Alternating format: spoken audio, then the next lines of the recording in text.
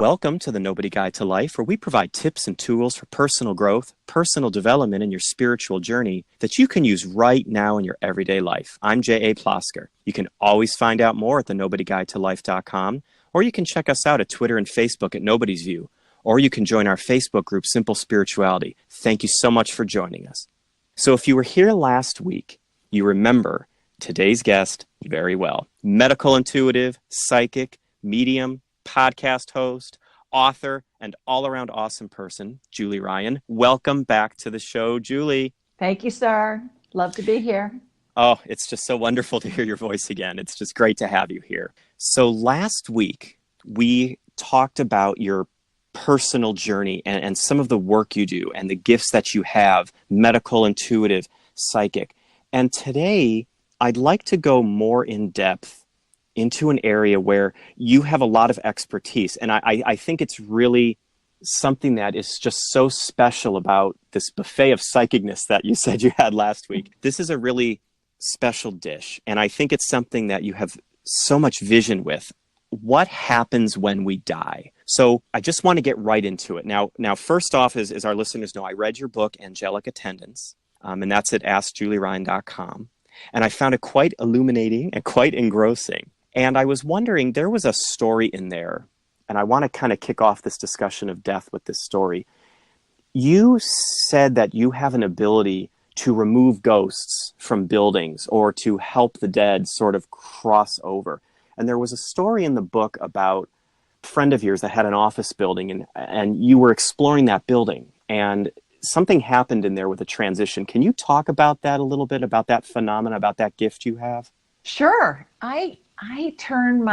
First of all, I'm a businesswoman that does woo-woo, J.A., as I told you last week, and I have I'm a buffet of psychicness. And I love that just means I can do medical scans, I can do PET scans, we can talk to deceased loved ones, do spirit guide things, tell how close to death somebody is, communicate with people who are dying that can't talk, things like that. And I turn my abilities on and off at will. I don't walk around scanning people because I don't think it's ethical to do that. Right. And so I met a friend at his office, and it was in the evening. Everybody was gone. And he said, why don't you follow me downstairs, and I'm going to just check everything, make sure everything's locked up. It was a 2-story building.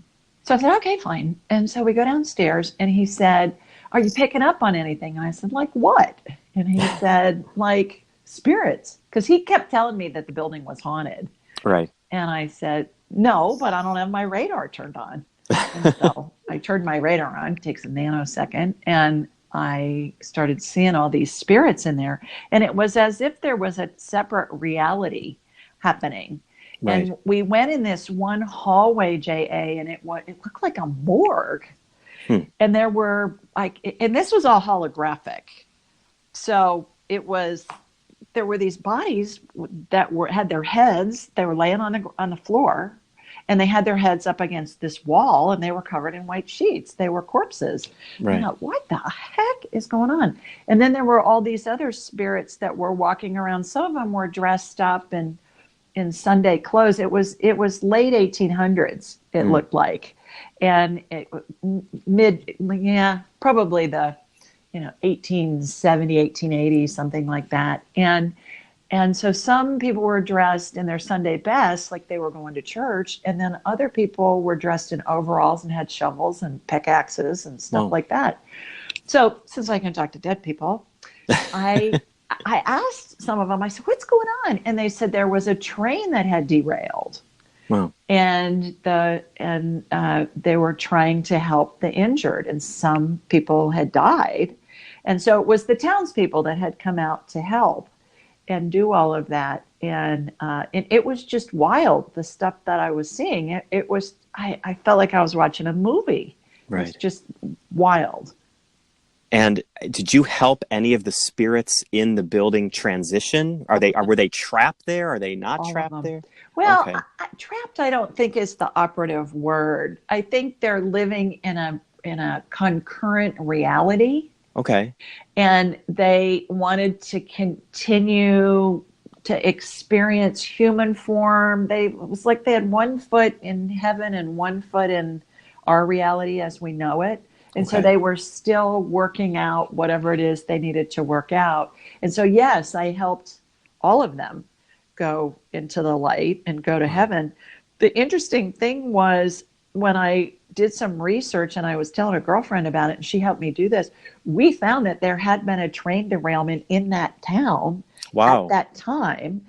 But the thing that didn't make sense, the break in the correlation was they had fewer victims than what I saw in this morgue. Hmm. But then what we figured out, because she found some other corroborating evidence, was that there was a TB epidemic going on. The people who had died in the train crash, they just brought to another makeshift morgue that was already being used for the TB victims. Right. Wow. Do you often do that? Do you ever do research to follow All the up time. on All the time. that's Yeah, wow. all the time. And so do my clients.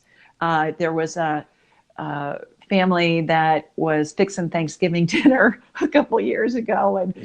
they called me after Thanksgiving. They said, okay, all the women were in the kitchen and we were fixing dinner. We were dealing with the turkey and dressing and stuff. And we saw these antique cooking utensils come off the wall and float through the air and land on the countertop. Wha- Whoa. And they all said, oh my God, we got to talk to Julie, but it's Thanksgiving, so we can't get to her. We'll have to wait until Monday. And so they sent me a urgent email. Long story short, we found when I scanned the house, there was a family there, and it was a father, and it was a Confederate soldier who was looking for his daughter.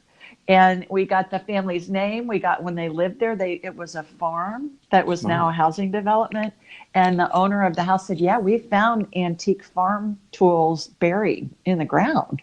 Wow. So that would make sense. But then one of the nephews, who's a professor someplace, he did some research and they found the original deed to the house with the people's name on it. So it's There's your really proof. fun. Yeah, it's really fun. And I would say, yeah, most of the time we're able to corroborate the information that we get from spirit.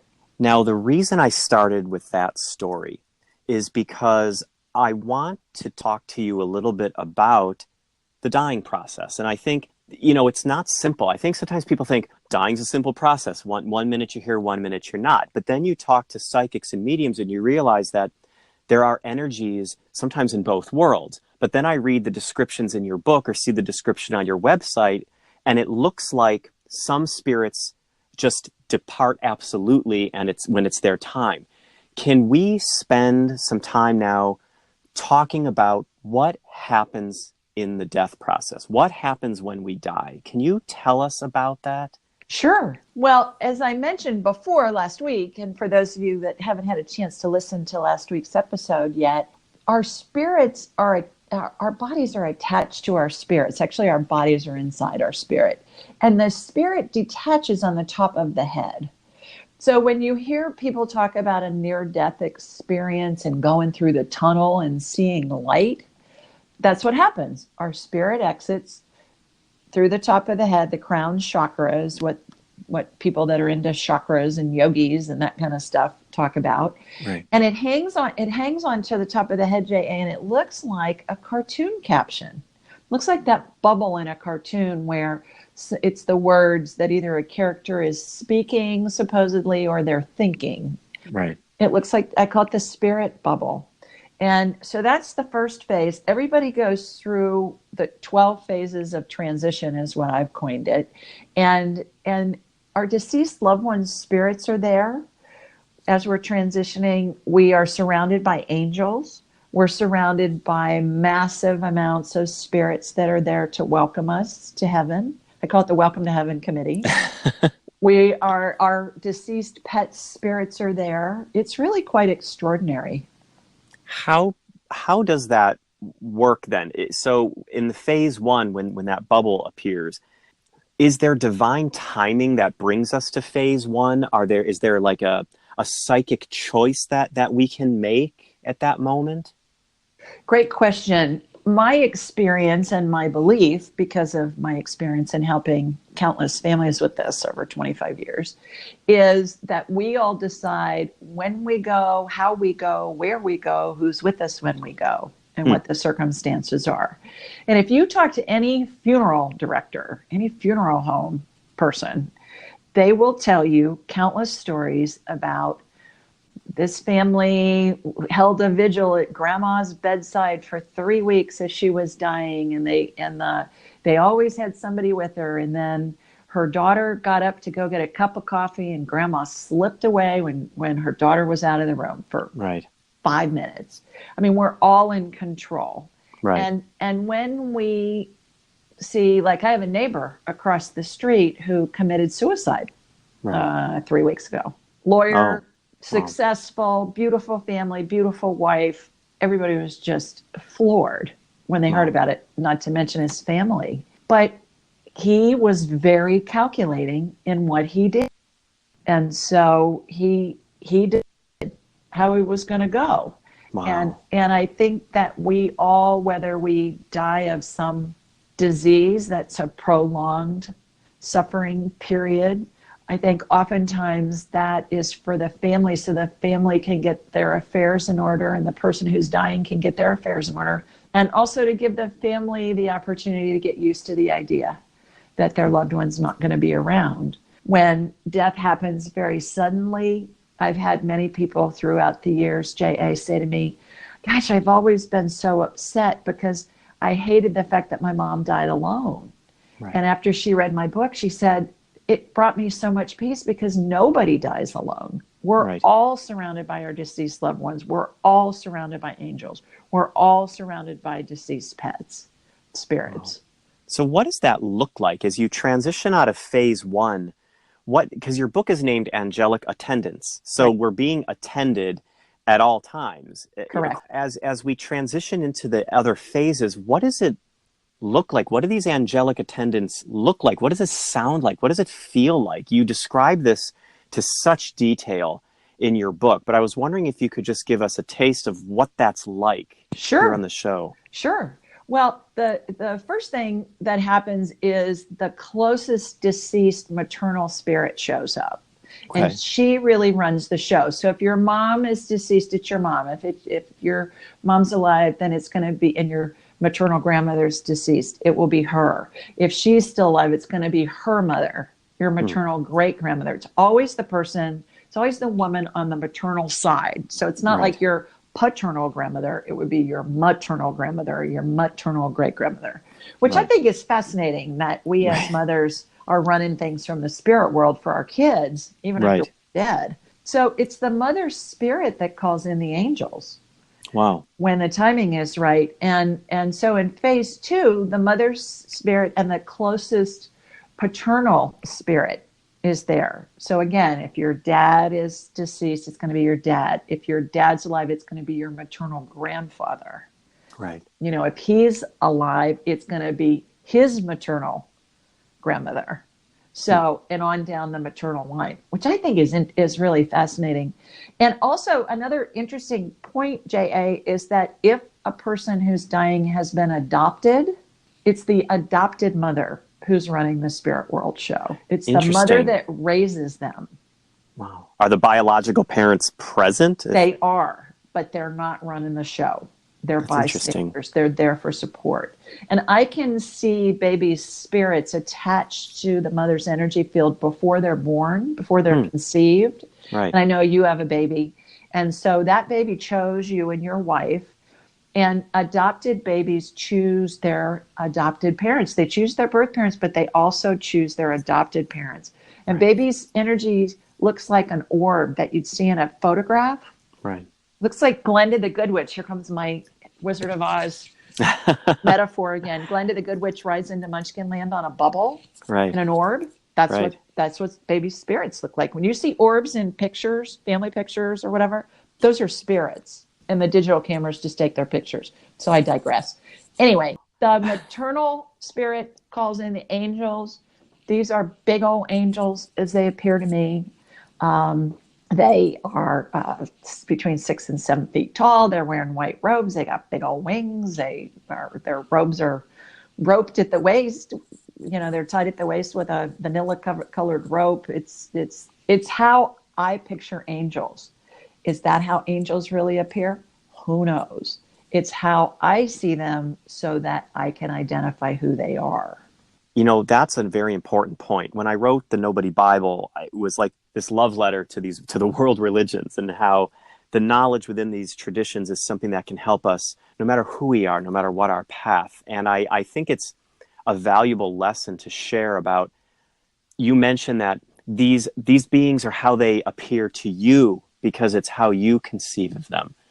And it's not so much about rightness or wrongness, it's about perception. I mean, would you agree? Is All of the world's great religions all say the same thing. right. They just maybe have a different flavor or a different character or a different different dressing, if you will. Well, talk to us about, some people will say death is the great equalizer. And certainly by reading your book, that became very clear to me. Now, there were some differences in delineation about how the process may have been shaped at times. But can you talk a little bit about those angelic attendants? Because we've had guests on the show talking about they invoke the Archangel Michael or they invoke Archangel Shamuel. We had another guest who was talking about that. Can you talk to listeners about the role of angels and about how they help that transition as we reach stages 11 and 12? They are facilitators. They're attendants, as I mentioned. Like when you get married, you have bridal attendants. You have however many attendants at your wedding. They are there to facilitate the transition, and they act in a couple of different ways. They are there to be the line of demarcation between our physical world and the spirit world. And as somebody goes through the 12 phases of transition, as they get to the latter phases, that the angels start out, J.A., in a circle around the person as they're dying. And as the person gets closer to death, that circle opens up into a horseshoe and eventually into a straight line, with the parents or grandparents' spirits anchoring the line of angels, which I think is really important that that's mentioned, because people think, well, angels are so much holier or so much more important than us. They're not. We in spirit form, and when we're in a human body having the human experience, we are the most powerful beings out there. And people think that when somebody dies, they become an angel. That's like saying when a dog dies, it becomes a dandelion. It's not the same species. Right. It's different. So the really fascinating thing to me is that between phase 9 and phase 10, picture the spirit bubble that's attached to the top of somebody's head. There are angels that appear in phase 5 on either side of that spirit bubble. So there's angels that are in a horseshoe around the patient, and then there's an angel on either side of the spirit bubble. And as they get to about phase 9, between phase 9 and phase 10, their gigantic wings start to move. And they move in this very slow, rhythmic pattern that reminds me of a giant owl flying. Almost, if you've seen it on maybe, Nat Geo or something, and you can almost feel the drag that the wings make as the giant owl is flying silently through the night sky. And what I have discovered is that the movement of the angel's wings causes a vortex to form above the person who's dying, that person's head, and it has an upward pull to it. So it reminds me of being in a car wash when you sit in the car and you get to the end and they turn that dryer on and it sucks all the water off your car. Yes. It's a very strong upward pull, and it's created by the movement of the angel's wings. And interestingly enough, J.A., when I was writing the book, I thought, I'm just going to Google for kicks, giant owl, wings, vortex. Well, I didn't know, because I'm not an aeronautical engineer, it's called the wingtip vortex. But every flying animal, every plane, whether it be a glider or a private jet or a jumbo jet or whatever, fighter jet, they all experience what's called a wingtip vortex, which gives the jet lift, which gives the bird lift. And I'm thinking, holy moly, I'm watching these angels' wings create this wingtip vortex that helps the body and this helps the spirit separate from the body. And then those angels are escorted to heaven, escort that spirit to heaven. Wow. Yeah. So is there a decision point? Because, is there a decision point for the person who's experiencing the dying process? Can they kind of call a psychic timeout until either family's present or family leaves? Absolutely. Oh. Absolutely. Absolutely. There are, again, back to the funeral directors, talk to any funeral director, they will tell you unlimited stories about the families that have come in that are saying, oh, this was so remarkable when Granny was dying. Wow. It is interesting, too, I find with these angels, is that as soon as the spirit separates from the body, the whole rest of the spirits that are in the room with the person who's dying, they disappear immediately. Wow. So they are there to lend support. The other interesting point too, JA, is that these transitions can happen in a nanosecond. They can happen over days, weeks, months, a year or longer. Wow. And when somebody enters, for instance, I told you last week about my brother's friend who had a stroke and was in surgery. He was in phase 11 when he was in the operating room. Wow. And they were removing part of his skull to try and deal with the brain swelling. Well, if I'd have been a betting woman, I would have told you he wasn't going to make it off the OR table. Well, you know what? Here we are all these years later. He's up walking around. He's back to work. Wow. So just because somebody's in an advanced phase doesn't mean that they're going to transition. There's a story in my book about a woman who had a stroke in the operating room, and they were ready to pull the plug, and they pulled the plug, and she lived several more years and came back. Wow. I love that idea of choice, because it seems that, our destinations, it's this contrast we always have between fate and free will. And it seems that there's this wonderful interplay between them, because it seems that at the end of time, we are sort of fated to have our final destination, however many trillions of years from now. But we've been blessed with the capacity, or at least the appearance of free will right now, to manage a lot of our affairs, even in the dying process. I think that's a very powerful image to hold, because it resolves a lot of that uncertainty and tension around fate and free will. Have you found that to be the case? How has that come to you, fate and free will?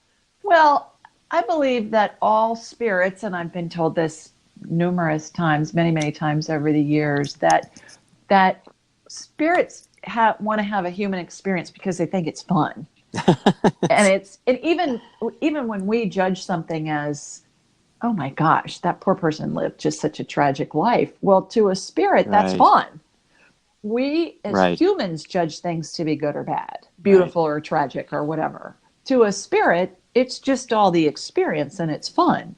So I've also been told and heard this throughout the years that we all commit suicide, and we all commit suicide based on when we're ready to go. We either go via getting some disease, or we're hit by a Mack truck, or we jump off a cliff. It doesn't matter.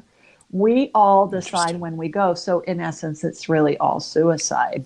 It's important to remember, even when we're having a tough time, what we perceive as a tough time, to remember everything is happening in our best interest. It's all happening for us.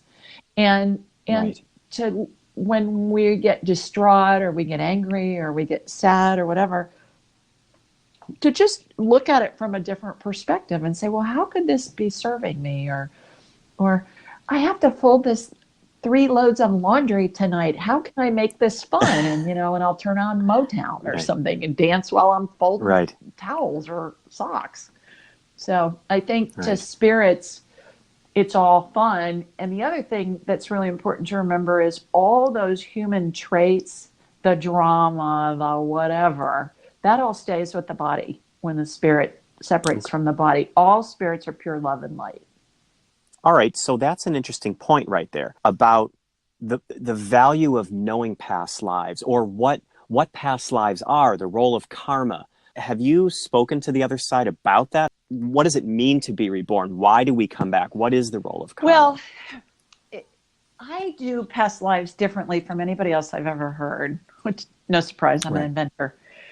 So I envision myself walking down this endless hallway, and it's narrow, and it has maybe 30 or 40-foot ceilings, JA, and there are these 12 by 12-inch mirrors that line the walls, floor to ceiling, and each one represents a different lifetime. So, for instance, I'm doing a past life thing with you, and you say, are there any past lifetimes in which I was a successful warrior? And then the mirrors that represent the lifetimes that correlate will come out from the wall almost as if they're on a hydraulic arm. And then I'll say, show me the one that correlates the most. And that one will come out the furthest. And then I envision myself walking into that mirror and I'm shown a scene. It's like I'm watching a little mini movie, and I'm given where you were, what the date was, what the year was, what happened, all of that. And then we'll get how it correlates with what is happening currently in your present life. So what I find with all these different lifetimes is that a lifetime as we perceive it in our linear time may be a fraction of a nanosecond in the spirit world. Number one. Number two, we as spirits, we think it's fun to have the human experience. We may, let's say we were a lawyer, I don't know, in Old England, and we represented orphan children. Well, in this lifetime, we wanted to come back and we wanted to be the lawyer that prosecuted juvenile delinquents. We wanted to get a different view of the same basic theme. And then maybe we come back in a different lifetime as an orphan child, or as a family that adopts an orphan child and has to assimilate that child into whatever their culture is. So we look at, what I find is that we look at different nuances of things in subsequent lifetimes. And then when we're done with that and we want to move on to something else we're interested in exploring, then we do that. The other thing that's interesting about past lives is when I am working with somebody and there's a nuance in the past life that correlates the most, that's affecting in a perceived negative manner, I can remove that past life memory, which is in our DNA. It comes with our spirit. I can remove it from the person's energy field so that it doesn't have an effect on this current life. That we remember our past lives, and little children, and as your child gets older, you may experience this. Little children are really good about telling you about past lives, and they'll just come out with some comment. And their filters start to get shut down about the age of 6 or 7. And that's because we want to have this experience in this lifetime. And we don't want all of our past lifetimes to affect, at least cognitively, we don't want them to affect our current lifetime. Does that make sense? Sure. So it sounds like and we'll never know the exact answer, all the way to the highest levels of the, top of the building, but it sounds like there is an element of choice. Absolutely. Absolutely. Yeah. Wow. And we come back to experience a different nuance of something that we're still exploring, if you will. I love that. And I just want to share with my listeners, one of my teachers once told a story, and they said, this is what it looks like on the other side. It's sort of like you're at a party and you go, oh, I'll be right back. A minute later, you come back to the group and they go, how was it? And to that teacher, that's what you just described. That's how it appeared to that teacher. It was just that fast. And by raising our vibration, by exploring these avenues, by practicing things like mindfulness, by reframing our experiences here, it's not that we're speeding up time. I think it's that we raise the vibration of this experience so we can live it to the highest. Because if we did come back to experience something, we really want to be present completely in mind, body, and spirit for that experience. Agree. So here it is on this week as well. So based on what we've talked about and all this amazing information, what's a tip or tool this week that you can offer listeners that we can use on our journeys of spiritual growth, personal development, spirituality? What can we take from this dying process and apply right now? Well, a couple of things come to mind. The first thing is that the dying process is glorious. It has a glorious component to it. All the heartache, all the sorrow and grief and suffering on behalf of the patient and emotional perhaps on the side of the family. If we can remember there's a glorious component to this, it helps comfort. And again, that chart is on AskJulieRyan.com, and you can read about it in my book. And oftentimes what families will do, JA, is they'll take a copy of this chart, they'll get it off my website, they'll download the PDF, and they'll take it when a family's holding a vigil as somebody's dying, and they pass it around. I've heard numerous stories from families that tell me, we passed it around and everybody was so comforted by knowing this is really happening. So that's number one. The other thing is when your dying loved one is saying they're seeing their deceased grandmother who's been dead for 100 years, and you think, well, mom's just hallucinating. Mom's not hallucinating. Mom's actually seeing her deceased loved one. She's actually seeing her deceased pet. She's actually, a lot of people will say they see a religious figure. If you talk to any hospice worker, it's in the hospice literature. They'll say, expect your family member to say they're seeing deceased loved ones. And as we approach the transition from the human existence into pure spirit, we kind of have a foot in each reality, and we're able to see those things. And so believe your loved one when they tell you that, just like little kids. When little kids tell you they have an imaginary friend, they really do.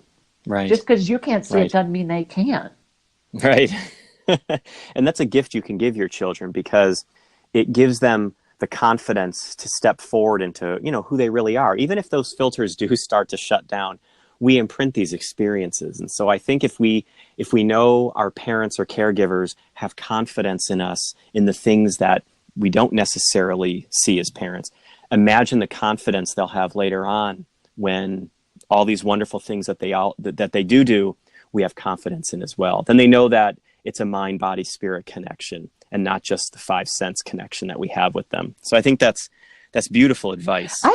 May I add one other point real quickly? Do we have time? Of course. I was raised Roman Catholic and went to many, many Catholic funerals. And at the end of every Catholic funeral, there's a prayer said called In Paradisum. And it talks about the angels and your loved ones will greet you and lead you into paradise. And when I was writing my book, I researched that. I thought, where did this originate? And it originated, J.A., in a 5th century Gregorian chant. And I thought, oh my gosh, whoever the monk or monks were that wrote this prayer that turned into a chant, they were seeing what I see. And so I find, once again, there's a correlation in historical documents to corroborate what I'm seeing in my head. And I thought, wow, how many people throughout the ages have seen this? And as we've become a more educated, more literate society and culture, we've shut down these abilities. But the fact that I could find corroboration for what I was seeing back as far as the 5th century, I thought, wow. And it could have been, I'm sure it was way before that, but perhaps in the 5th century, that's when somebody was literate enough that they could write down what they were seeing. Because remember, most cultures were illiterate. And that's a beautiful point, is that if we look, that's why I love studying religion and spirituality so much. It's not because I think it's better or different than any other course of study. It's just I'm fascinated by these historical experiences that we carry with us today, and the power that these amazing teachings, prayers, rituals have for us today. It's in the historical documents. Now, does that mean it's true, not true? We don't know. The point is, these are things that have come down to us. These are voices that echo down to us through the ages, and maybe they're worth listening to. Maybe they're worth hearing and learning from and putting into practice to make the most of this journey. So I'm glad you shared that. I'm really glad you shared that. Thank you. So that brings us to the end of this episode of the Nobody Guide to Life. Thank you again, Julie Ryan, for being on the show and for all the wonderful work you do. Just thank you for all of your gifts. Well, goodness, thank you for the opportunity to spend some time with you and your listeners. Well, it's been a joy. And to everyone listening, knowing more about death doesn't mean we should forget to live. I'm sure those on the other side who look after us want nothing more than for us to live the best lives we can. I think they're rooting for us. So let your curiosity about the other side only give you a greater motivation to make the most out of the life you have left here. You can find out more about Julie Ryan and all her wonderful work at AskJulieRyan.com. Links to her podcast, links to her book, links to the chart she's been talking about. It's a great site. Hurry over there. And remember, you can always find out more about what we're doing at thenobodyguidetolife.com, or you can reach out to us on Twitter and Facebook at Nobody's View, or join the Facebook community, Simple Spirituality. If you like what you hear on this podcast, please consider a review or a subscription. We'd really appreciate it. Keep practicing and have a good week.